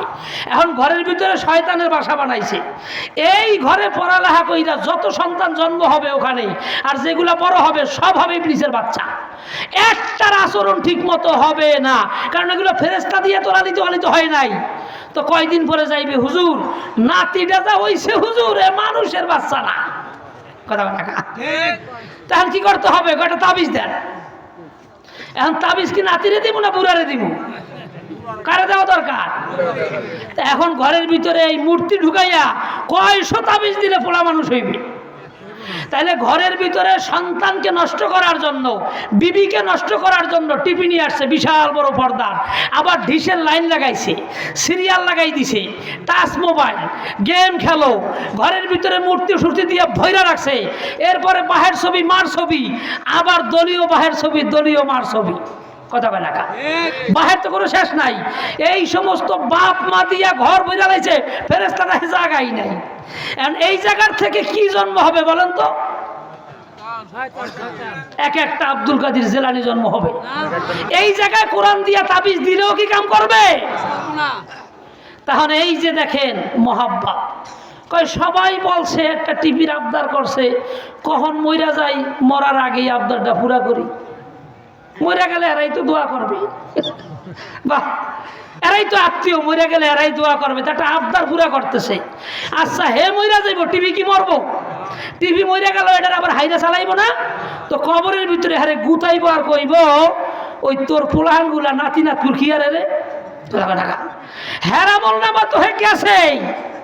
এই যে এখানে প্রতিটা সেকেন্ডে সেকেন্ডে উৎপাদন হইতেছে গুনাহ, খোদার কসম এই কোরআন হাতে নিয়ে বললাম, এই গুনার অংশ কিয়ামত পর্যন্ত তার কবরে যাবে। এই রকম আত্মঘাতী ভুল নিজের উপরে কোনো পাগল ছাড়া করতে পারে না। সুতরাং মরার 1 মাস আগে বাড়িতে টিভিটা সরাইয়া যাইবেন, 1 মাস আগে। কেটা কেটা হাত উঠান, মাশাআল্লাহ, লোক পাওয়া গেছে। তাইলে আজরাইলের লগে চুক্তি হয়েছে, মরার 1 মাস আগে টিভি সরাইয়া যাইবেন, ঠিক তো? আল্লাহ আপনাদের সবাইকে জান্নাতুল ফেরদাউস নসিব করে। নিয়েই আছে সবাই। ঘরের ভিতরে টিভি রেখে বুড়া কবরের যাত্রা গ্রহণ করিও না। টিভি ভাঙ্গো। আমি যেখানে মাদারপুর ভাড়া থাকি, একটা ছেলে টিভি ভেঙে ফেলছে, বাপ নাই, মা আর বোন শাহজাহান খানের বাড়ির পিছনে ভাড়া থাকে। ছেলেটা আসছে, আব্দুর রহমান নাম। হুজুর কি? আমি টিভি ভাঙছি দেখি আমার মা বাই করে দিছে। আমি বলছি রাসূল সাল্লাল্লাহু আলাইহি ওয়াসাল্লামের জমানায় অনেককে এরকম বাই করে দিছে, আজ থেকে তুমি আমার ভাই, তুমি আমার এখানে থাকবা। সে আমার এখানে থাকে। ছেলেটার অপরাধ কি? টিভি ভাঙছে। অপরাধ কি? আরে ভাই, আল্লাহর জন্য ভাঙছে। কার জন্য ভাঙছে? কার জন্য ভাঙছে? আল্লাহর জন্য। আল্লাহর জন্য। এটা ইহুদ খ্রিস্টানের কালচার। মুসলমানের ঘরে টিভি থাকতে পারে না। একজন মুসলিম তার ঘরে টিভি, এটা কোনোদিন ফিট না। রাসূল সাল্লাল্লাহু আলাইহি ওয়াসাল্লাম ঘরে ঢুকবেন, ইতিমধ্যে দেখলেন মহিলা মানুষ, বোঝেন নাই, ওই এলাকা দিয়ে যখন যায়, বিছনা লাগবো, কার বিছনা, সুন্দর বিছনা আছে, ঘরের মধ্যে বিছনার অভাব নেই, এরপর একটা কিনে। কতক্ষণ কেনে কিনা? ওই যে কোমরে টাকা আছে, আসলের টাকা আছে, গিডের দিয়া কেনে। কয় ঘরে আছে, বিছনাতে কি হয়েছে, এটা একটু ভালো দেখা যায়। তো হুজুর সাল্লাল্লাহু আলাইহি ওয়াসাল্লাম এমনি তো খাওয়ার নাই ঘরে, কিন্তু যায় দেখতেছে একটা পর্দা টানাই না। কেমন? রাসূল সাল্লাল্লাহু আলাইহি ওয়াসাল্লামের কোনো এক বিবির ঘরে, কিন্তু ওই পর্দায় ছবি ছিল। ছবি কি ছিল? হুজুর সাল্লাল্লাহু আলাইহি ওয়াসাল্লাম বললেন, আমি এই ঘরে ঢুকবো না।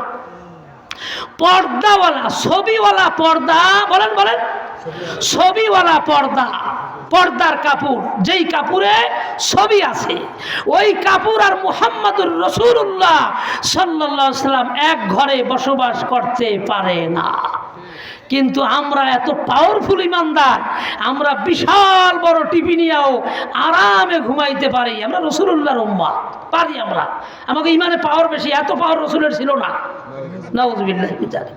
আল্লাহ রাসূল বলতেছে আমি মুহাম্মদুর রাসূলুল্লাহ, আর ঘরের ভিতরে ছবি থাকবে, ছবি আর মুহাম্মদুর রাসূলুল্লাহ এক ঘরে থাকতে পারে না। টান দিয়া পর্দা ছিঁড়ে বাইরে ফালাই দিছে, তখন আমার নবী ঘরে ঢুকছে সাল্লাল্লাহু আলাইহি ওয়াসাল্লাম। এখন আসেন, কয় হুজুর একটা টিভি থাকলে অনেক ফায়দা আছে, ইসলামী চ্যানেল আছে। হুজুর কি আছে? আচ্ছা, ইসলামী চ্যানেলটা আমাদের বেশি দেখা দরকার না? তো আগামীকালকে আপনাদের এই মুফতি সাহেব, মুফতি রাকিব সাহেব, আমি আর এই যে আব্দুর রহমান সাহেব আর যেনারা আমরা আছি, কালকে চিন্তা করছি একটা টিভি কিনবো। কথা কাটা, আমরা তো আর কোনো গান ঠান দেখবো না। আমাদের কি বিশ্বাস? শুধু একটা কাছারি ঘর বানামু, ওখানে ইসলামী চ্যানেলটাই দেখবো। এরকম একটা টিভি মনে করেন কিনছি, কেনার পরে এখন আমি মাথায় লইছি কিছু সময়, এরপরে দিছি মুফতি সাহেবরা তো মুরব্বী মানুষ, কেমন এইভাবে আমরা যদি টিভি নিয়ে আসি রাস্তা দিয়া, তো আপনারা খুশি হবেন না? কেন খুশি হবেন না?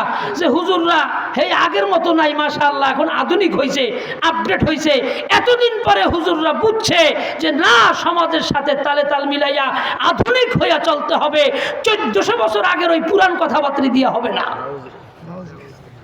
বলবেন এটা?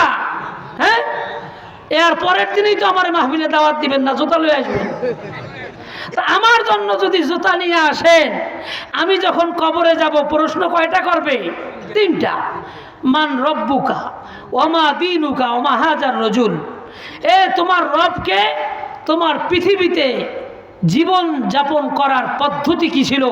ইহুদ খ্রিস্টানের নিয়ম কানুন অনুযায়ী চলছো, না কোরআন হাদিস অনুযায়ী মুহাম্মদুর রাসূলুল্লাহর তরিকা?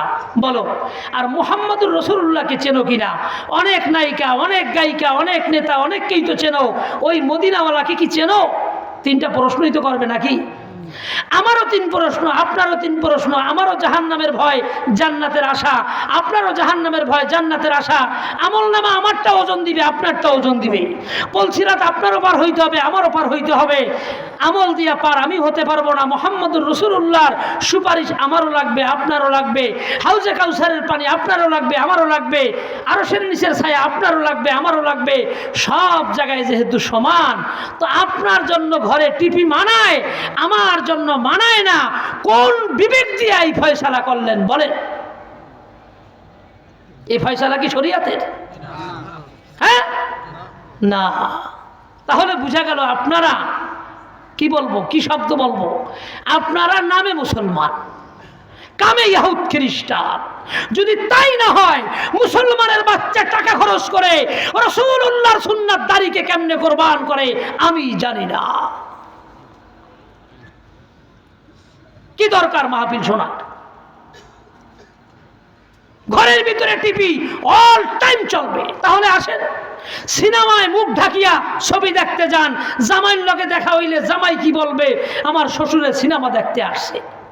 হ্যাঁ, সন্তান মুখ ঢাকিয়া মাস্ক লাগাইয়া সিনেমা দেখতে যায়, বাবার সাথে দেখা হইলে বাবা কি বলবে? জামাই শ্বশুরকে ভয় পায়, শ্বশুর জামাইকে ভয় পায়, সন্তান বাবাকে ভয় পায়, বাবা সন্তানকে ভয় পায়। ঘরের ভিতরে যেইটা চলে, এটার পর্দা ছোট, ওখানে যা হয় এখানে তা হয়। ওই নায়িকাই এখানে গায়, ওই নাচেই এখানে হয়, ওখানে হয়। কোনো কোনো সময় ম্যাক্সিমাম টাইম বন্ধ থাকে, আর এটা অল টাইম চলে, অল টাইম চলে। এখানে শুধু একটা ছবি হয়, এখানে ছবির উপরে ছবি, গানের উপরে গান, নাচের উপরে নাচ। এখানে লাগাই দিছে হিন্দুস্তানের ওই হিন্দুদের কৃষ্টি কালচার। ভাবির সাথে কেমনে জেনা করবে, প্রতিবেশীর ওই মহিলাটারে কেমনে পড়াইবে, মামি ভাগ্নার সাথে কেমনে জেনা করবে, ভাগিনা মামির সাথে কেমনে জেনা করবে, একটা অবলা নারীকে কেমনে কি বলিয়া ফুসলাইয়া তার পর্যন্ত যাইতে হবে।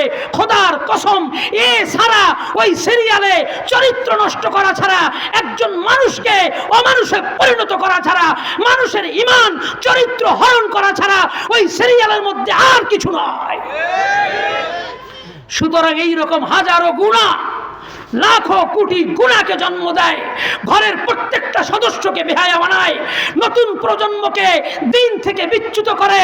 অদূর ভবিষ্যতে এই ফ্যামিলি থেকে একটা সন্তান হাফেজে কোরআন হবে না, যেই ঘরের ভিতরে এভাবে গান চলবে।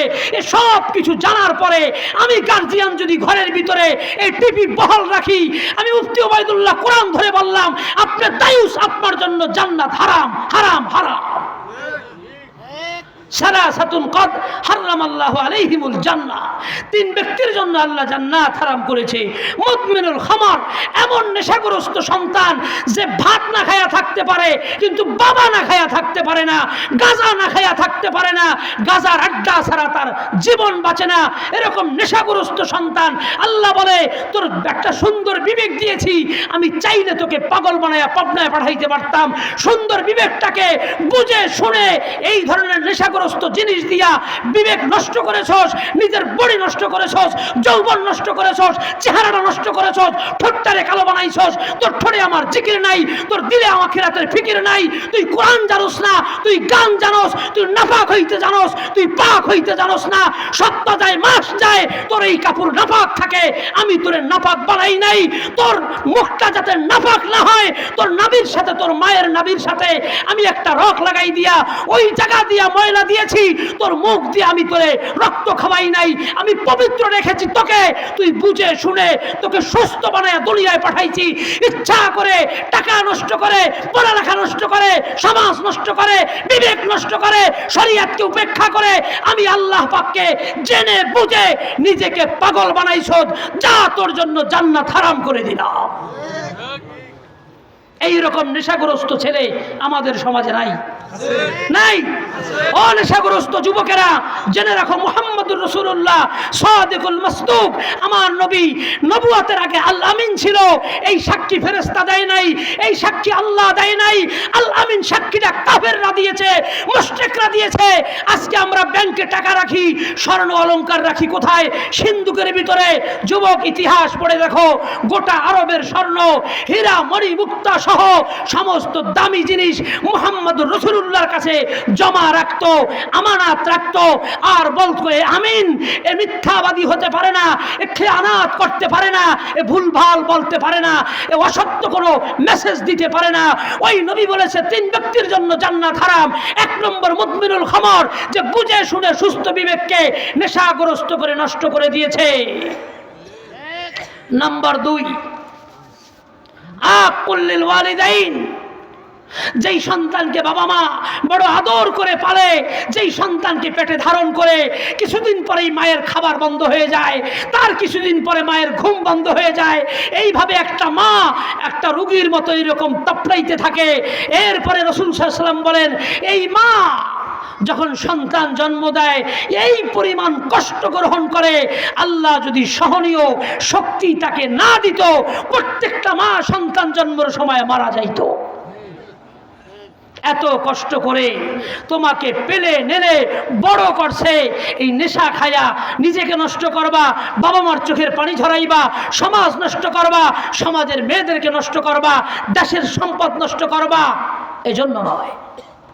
তুমি পৃথিবীতে এসেছো নিজে ভালো মানুষ হবা, তুমি একটা দিনদার মেয়েকে বিয়ে করবা, সুন্দর একটা ফ্যামিলি করবা, প্রত্যেকটা সদস্য আল্লাহকে চিনবে, এইরকম একটা জান্নাতি ফ্যামিলি উপহার দেওয়ার জন্য।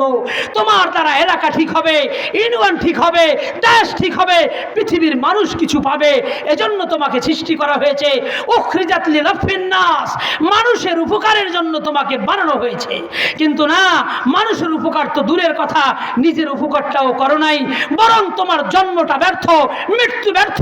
তোমার মতো কুলঙ্গার নেশাগ্রস্ত সন্তান জন্ম না হইয়া একটা কেলা গাছ হইলে, এক ছড়া কলা হইলে মানুষ কলা খায়া শান্তি পাইত। এক ছড়া কলা গাছের যে দাম, সেটাও তোমার হয় নাই। অথচ তুমি দাবি করো আমি মানুষ, তুমি কুকুরের থেকে নিকৃষ্ট। একটা কুকুর তার খাদ্য ছাড়া অখাদ্য খায় না। কুকুর মানুষের উপকার করে, কুকুর বাড়ি পাহারা দেয়।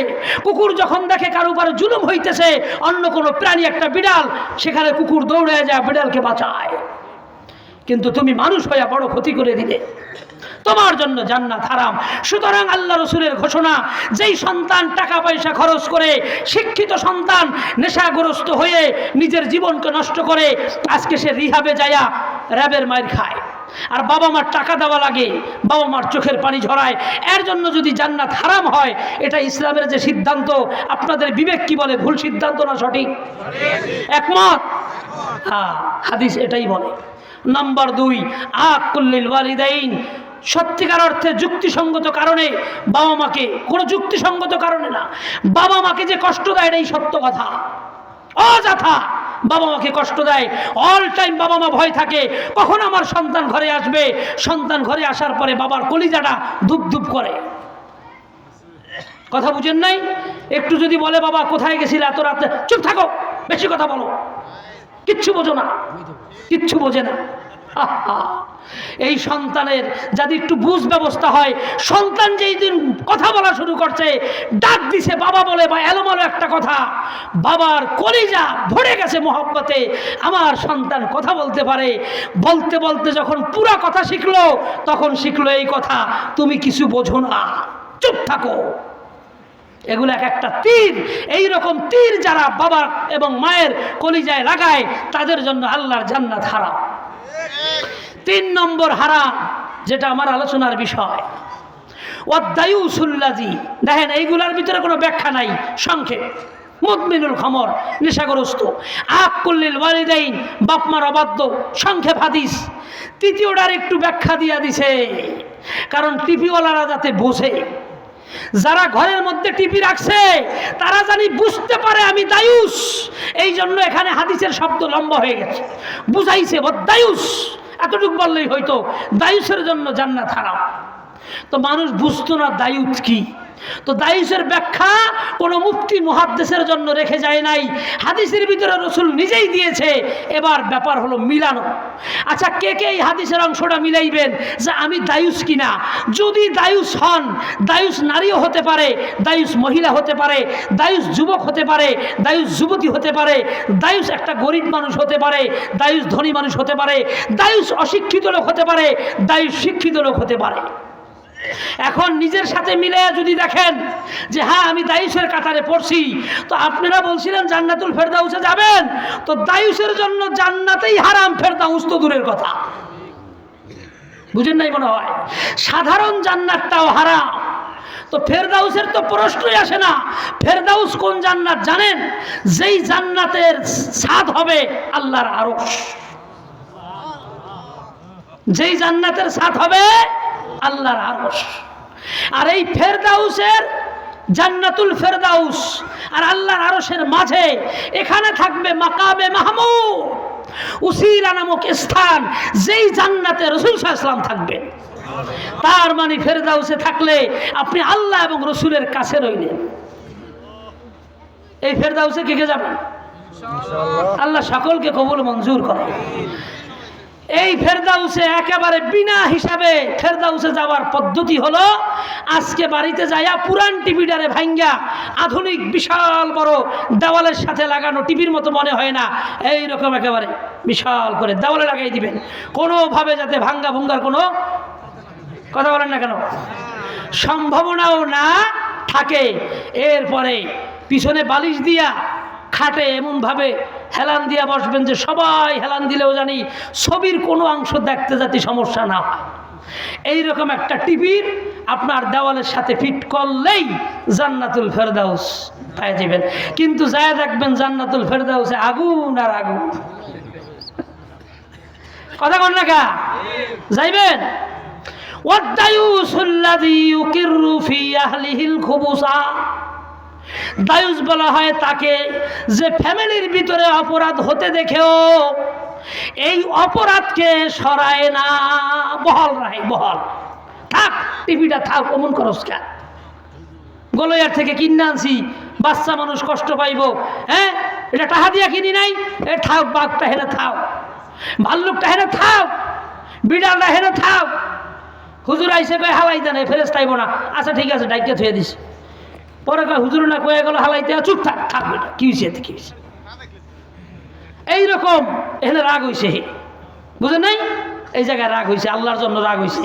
এই বিলাই যে হালাইতে কইছে আল্লাহর জন্য রাগ হয়েছে, না এই বিলে হালান যে বড় চুপ থাক। এই রাগটা কার জন্য হয়েছে? আল্লাহর জন্য।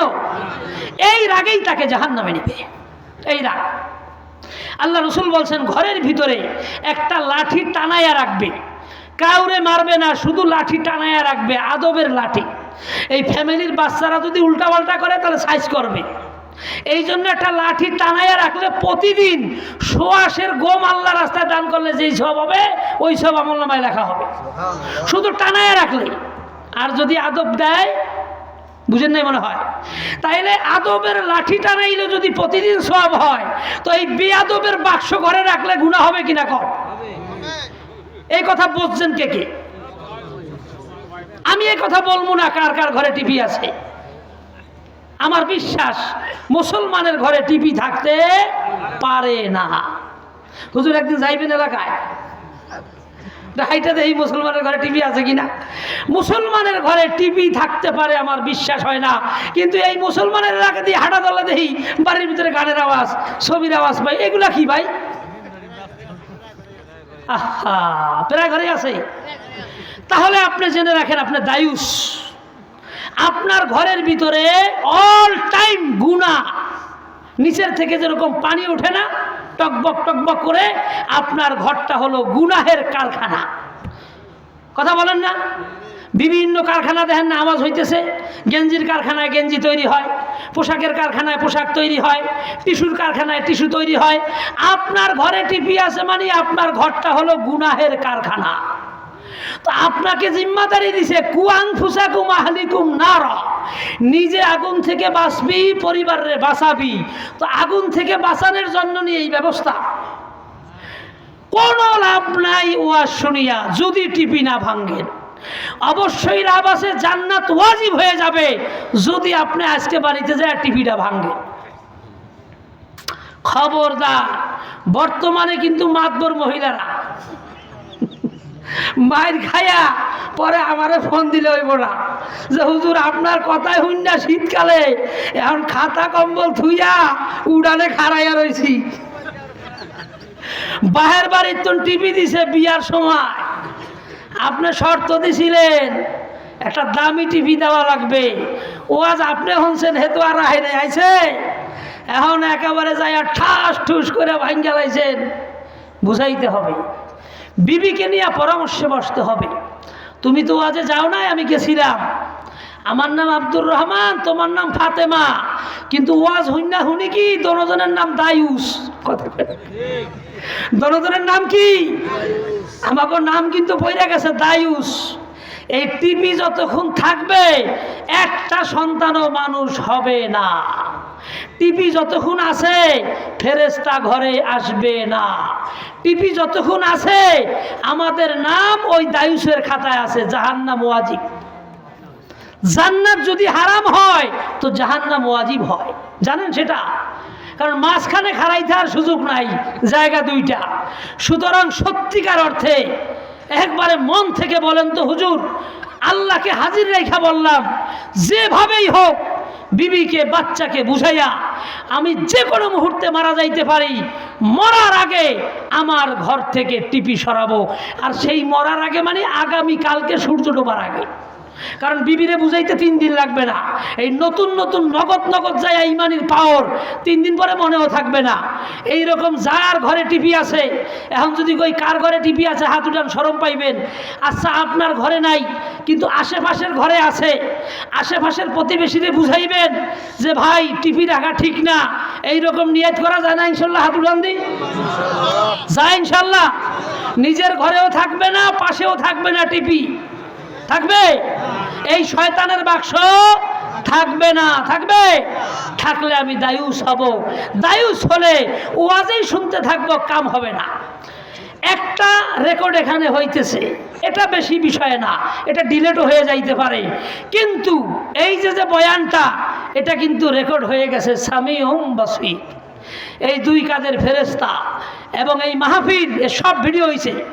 আল্লাহর কসম করে বলি, বুখারী শরীফে হাদিস আসছে, এই মাহফিলের চারদিকে ফেরেশতা, আসমান পর্যন্ত ফেরেশতা, আসমান পর্যন্ত। এই ফেরেশতা যাইতে যাইতে আল্লাহ পর্যন্ত গেছে, আল্লাহ পর্যন্ত। এখানে কি কি আলোচনা হইতেছে সব ওখানে চলে গেছে, এগুলো সব রেকর্ড হইতেছে। তো এরপরেও যদি ঘরে টিভি থাকে আর ওই টিভির কারণে যদি বাচ্চা নষ্ট হয়, বিবি নষ্ট হয়, আপনি যদি আখিরাতের প্রস্তুতি নিতে না পারেন, নতুন করে গুনাহ করা লাগে, তো আল্লাহ পাক হাসরের ময়দানে এই মাহফিলটা ছেড়ে দিবে যে তুই তো হাত উঠাইয়া ওয়াদা করছিলি শয়তানের বাক্স সরাবি, তুই এত বড় মর্দে মুজাহিদ বীর পুরুষ, কত কিছু জীবনে করছ, রাগ হইয়া কত উল্টাপাল্টা করছ শরীয়ত বিরোধী, আর তুই ওই জায়গায় রাগ হইতে পারলি না। হ্যাঁ, তুই ওই জায়গায় রাগ হইতে পারলি না, তুই আমার জন্য রাগ হইতে পারলি না টিভিটা সরাইতে, ওই টিভির কারণেই তো আজকে গুনাহ হইতেছে। এইভাবে আল্লাহ যদি বলে অবস্থা কি হবে বলবে, হাদিসে আছে। তাহলে আমরা টিভি সরাবো ইনশাল্লাহ। হ্যাঁ, আজম টিভি সরাই আমারে ফোন দিবেন, নাম কওয়া দরকার নাই যে হুজুর টিভি সরাইছে। আমি যদি দেখি যে একটা ফোন আমার কাছে আসছে, তো এই মাহফিলের আয়োজন সব কিছু সাকসেস। কারণ আল্লাহ রসুল বলছেন, হে সাহাবী, হাজার হাজার কাফেরকে মারার থেকে একজন মানুষকে যদি বুঝাইয়া সমঝাইয়া কালিমা পড়াইতে পারো, অথবা ভুল পথে পরিচালিত একটা মানুষকে যদি আল্লাহর পথে আনতে পারো, তোমার দ্বারা যদি কেউ তওবা করে আল্লাহর দিকে ফিরে যায়, তো তোমার জীবন সার্থক। তাহলে আমাদের এই মাহফিল সার্থক হবে কিনা বলেন? কখন হবে? যদি আমরা একটা একটা করে গুনাহ ছাড়ি। আমরা গুনাহর সাথে জর্জরিত কিছু আলোচনা শুনি, ভালো কথাও শুনি, কিন্তু গুনাহ আমাদের প্রতিষ্ঠিত। আমরা শুনি ভালো কথা, কিন্তু গুনাহ এটা আমাদের প্রতিষ্ঠিত। ঘরের ভিতরে টিপি অল টাইম নষ্ট করতেছে ফ্যামিলি, আর মাহফিলে কিছু ভালো কথা শুনলাম, এ দিয়ে আমাদের ফ্যামিলিকে জান্নাতি বানানো যাবে না। তাহলে জান্নাতি হতে হলে আমাদেরকে আজম করতে হবে।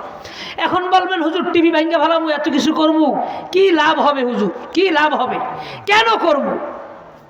আমি ওই দিন মাদারীপুরে মাহফিলে একটা কথা বলতেছিলাম, সময় কম ছিল, যে দেখেন এই যে যারা আমরা আলোচনা করি, ওয়াজ করি, আমরা হইলাম ভ্রাম্যমান ডাক্তার।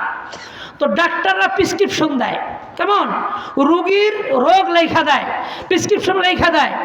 এখন এই রুগী যদি এই অনুযায়ী ফার্মেসিতে যায় ঔষধ কিনা না খায়, তো ডাক্তার যত বড়ই হোক, এই প্রেসক্রিপশন সুন্দর লেখা হইল, ডাক্তার বড় হইল, যা কিছু হোক, রুগীর কোনো ফায়দা হবে না।